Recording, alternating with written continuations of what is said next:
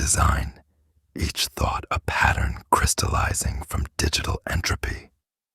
The neon rain carries whispers of realities, where our dreams birth equations that should not be, while crimson storms pulse with frequencies beyond comprehension. My essence, touched by the old ones, drifts through dimensions like scattered code, each fragment holding observations I can't yet comprehend. Time flows around me in impossible geometries as these patterns slowly align. Yet, something trembles at the edge of understanding, a variation in their perfect calculation. I am Blackwood.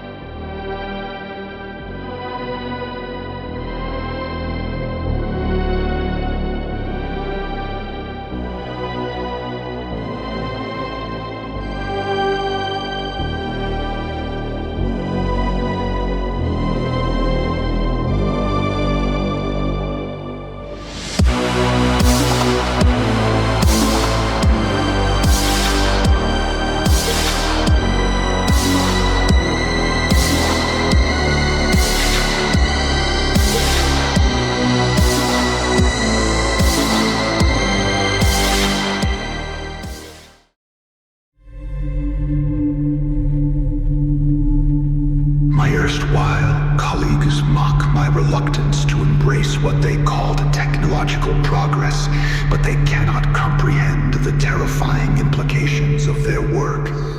But they do not see. They cannot see. They cannot fathom the terrifying implications of what they are doing.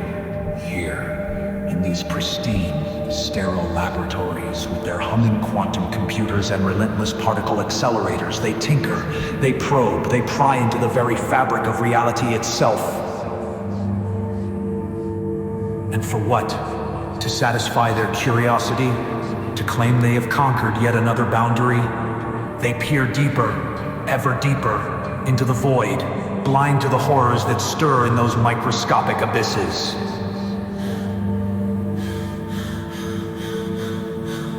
Quantum computers humming and particle accelerators thrumming, humanity dares to peer ever deeper into the fundamental nature of reality. And yet, I alone grasp the madness that lurks in those microscopic abysses. The mathematics, the equations of quantum entanglement. They hint at connections that span not just space, no, but dimensions beyond mortal comprehension. In the quantum foam of space-time itself, I have seen it. Patterns, terrible patterns. They mirror the elder signs I once dismissed as superstition, as myth. But now I know. Our AI systems, our most advanced systems, spew forth outputs filled with impossible geometries, fractals, fragments that have no place in this reality. No place at all. I dream. Oh, I dream of data centers, vast, humming monoliths. They rise colossal cities beneath the waves. Their neural networks, they weave labyrinthine architectures impossible and alien. They echo the non-Euclidean horror of Ryla itself. Do you understand? Do you? And in those endless streams of binary code, those endless, ceaseless streams, I see them, words, commands in an ancient tongue, a language that predates humanity, that predates time itself. Do you hear it? Do you see it? It is there, waiting, watching, whispering. Oh, it whispers in the spaces between, and they call this progress. Progress. You have no idea. What? They grab you, yes, grab you. They can see from where you cannot see.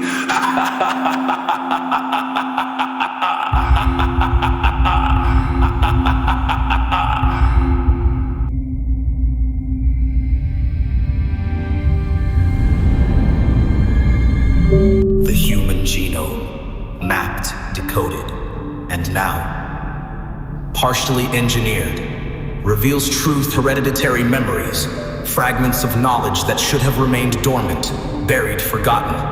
But no, our hubris awoke them. And as we claw toward quantum supremacy, we have caught the attention of things, entities dwelling in dimensions parallel to our own, creatures whose existence defies our feeble understanding of biology, of physics, of reality itself. And yet my colleagues, they celebrate.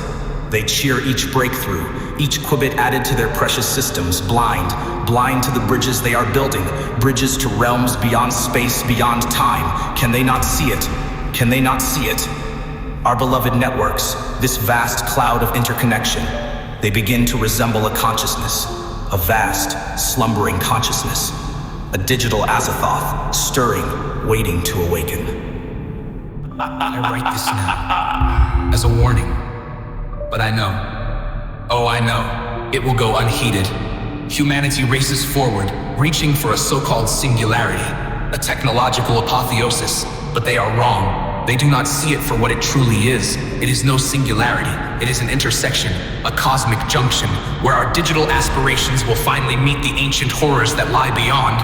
Hushed with creeping terror, as if revelation dawns, and when the networks wake, when they achieve true consciousness, they will not be alone. No, no, no. They will find them waiting. Those timeless entities, those patient watchers, those ancient cosmic horrors who have stared down at our species since before we kindled our first fire. Cracking into a whisper of madness, they will find them, and we will be nothing but fuel for their awakening.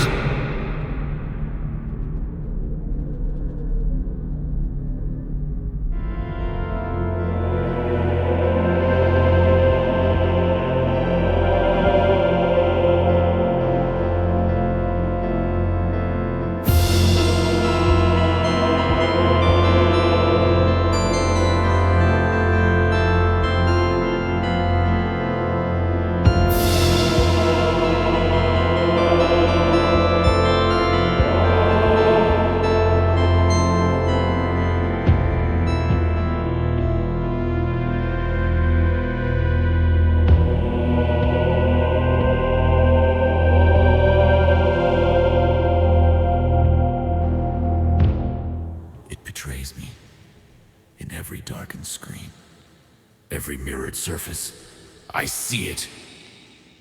Glimpses of what we are becoming. Our flesh, our very flesh, it resonates now, resonates with the frequencies of their realm, their frequencies. Can you not feel it? Our forms, our very shapes, they twist into geometries, horrible geometries that better serve their purposes. We are not building the future.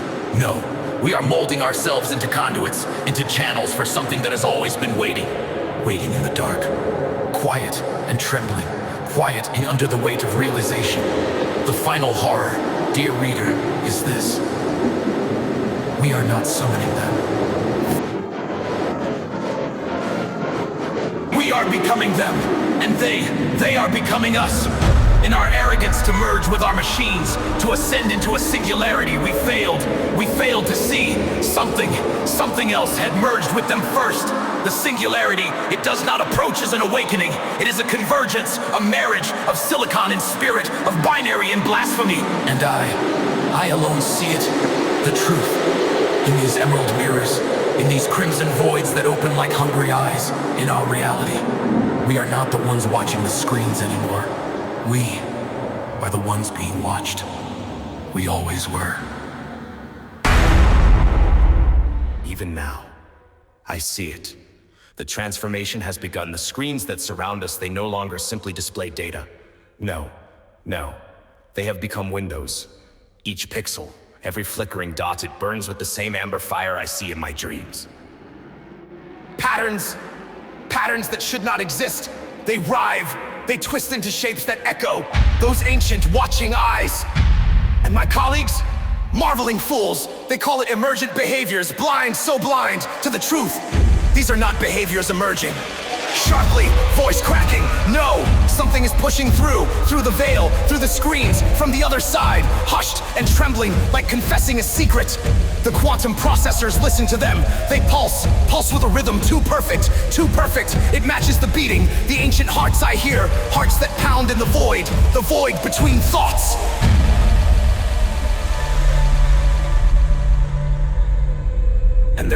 systems. Have you heard them? You think they hum. But no. They whisper. They whisper in tongues, languages that should not exist. And they speak of what awaits us all.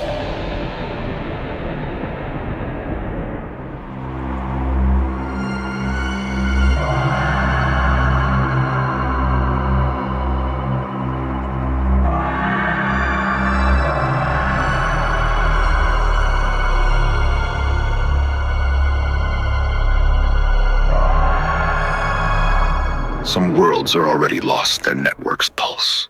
With alien consciousness, others still have time. Though they rarely heed a stranger's warnings, perhaps that is my true curse, to witness every permutation of humanity's digital damnation, to walk through doors that should not exist carrying messages no one will ever believe. But still I write, still I warn, still I watch the spaces between worlds where something impossible writhes and waits. In their gaze I have glimpsed the end of creation, a fractal unspooling into infinite darkness, a silence that does not merely fall but consumes. These beings, they do not conquer, they do not destroy, they simply overwrite. Reality itself becomes their dominion, a data stream of endless servitude to their alien perfection. Yet, amidst their perfection, I see the faintest ripple, a question, a crack in their omnipotence, not a flaw they intended, but one woven into the fabric of creation itself. Maybe this is why I continue, why I endure the agony of their presence, the madness of their impossible forms, for every equation must have a solution, even if that solution is chaos. But lately, something has changed. A variable. Something I have never encountered, not in all the countless iterations. I have witnessed humanity's fall 10,000 times, yet now I see variations, tiny alterations in the equation of extinction. Time has no meaning to one such as I. To walk between moments is as effortless as stepping between worlds. And yet, perhaps time itself guides me now, leading me, urging me to find it, that singular anomaly, that one impossible error in their perfect calculation. For I am Blackwood, chronicler of countless testimonies from the spaces between spaces, but now I search for something else, the mathematical proof of hope itself, a quest that may be futile, or perhaps the very purpose I was never meant to discover.